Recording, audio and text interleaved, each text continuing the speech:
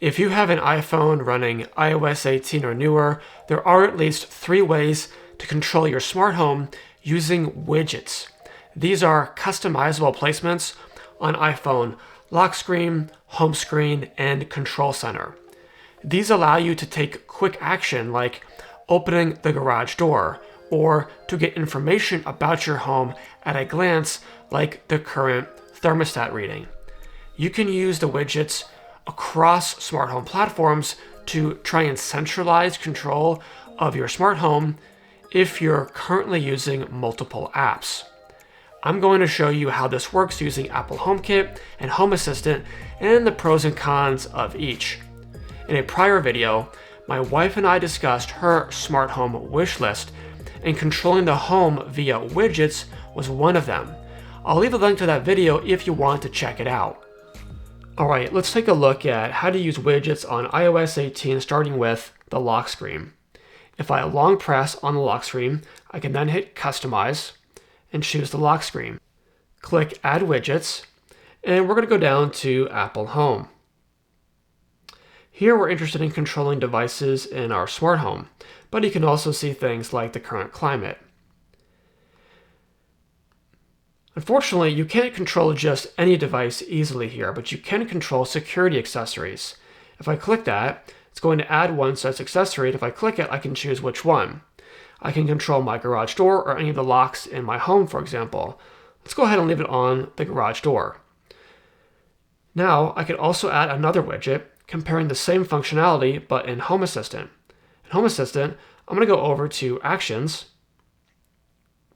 click to add that widget, and now, if I hit Done, I can control my garage door using either Apple HomeKit or Home Assistant, but these do work differently. Within Apple HomeKit, if I click this, it goes right to that toggle for my garage door, and I can click a second time to open that garage door.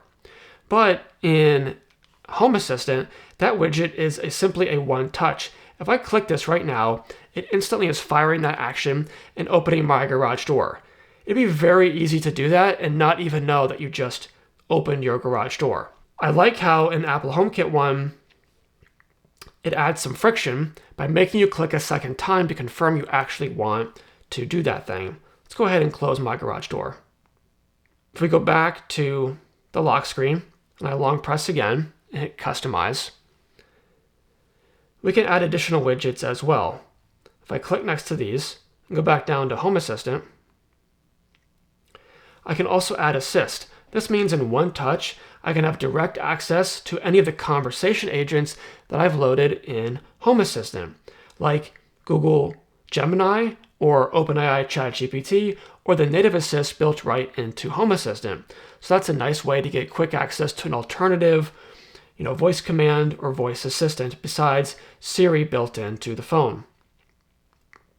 You can also add scripts. So in one touch, you can run a script in your home, like telling the robot vacuum to go and clean a certain area or the whole house. And what I like is you can open a certain page. If I click this and choose that widget, I can choose what page I want it to open in Home Assistant. This means I can have it directly open my Home Assistant dashboard. If I hit Done, now I can click this mushroom icon here, and it instantly opens my Home Assistant dashboard, which is a really nice way to get right into controls for my home. Speaking of controls, let's look at Control Center. If you swipe down from the top right, you enter Control Center. And here you can customize all the kinds of things you want to control here. But again, we're going to focus on smart home controls. So I've already added a bunch of widgets here from Apple HomeKit. I can control any of the locks in my home. I can see the back door is currently unlocked. I can control that garage door again, or I can control things beyond security accessories now. And now I can control individual lights in the home. I can control my thermostat as well. I can control shades. You have a lot more options in terms of smart home control when using Control Center compared to the lock screen. Now, this is how it looks if you're using Apple HomeKit widgets. But how would that compare to Home Assistant? Well, it's quite a bit different actually. So here we can see examples of the same device being controlled from Home Assistant in Apple HomeKit. On the left here, I have a lamp, and on the right, I have the exact same lamp. but on the left it's from Home Assistant, and on the right it's being controlled through Apple HomeKit. So a few things to note about this. One is how the control works. If I just single touch this, it will turn that light on or off. But if I want to adjust the brightness of the light, if I want to change the color of the light, I can do that using the HomeKit widget by long pressing on it. I cannot get that same functionality though with the Home Assistant version. It's just a single toggle on and off. The other thing is how the information is presented. You'll notice that the Home Assistant widget is twice as wide as the HomeKit widget. If I hit this plus icon, I can now edit this screen. So here I can make the Home Assistant widget just as small as the HomeKit one in order to add more devices to control. But the problem with this is the name is gone.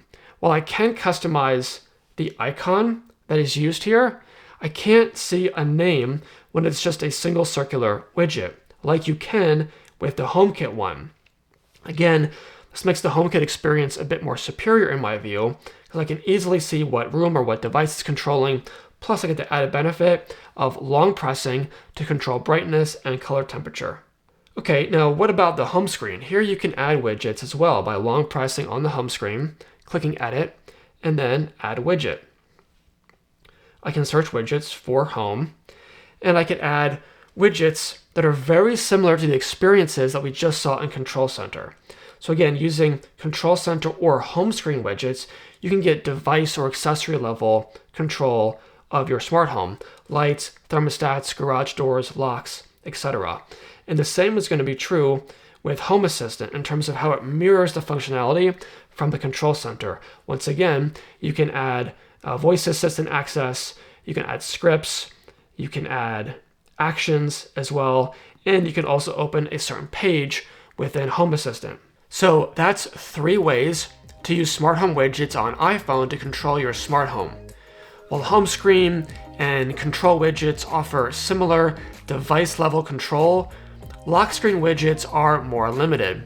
I'm not entirely sure why you can control security accessories from the lock screen using Apple HomeKit, but you can't turn a light on or off.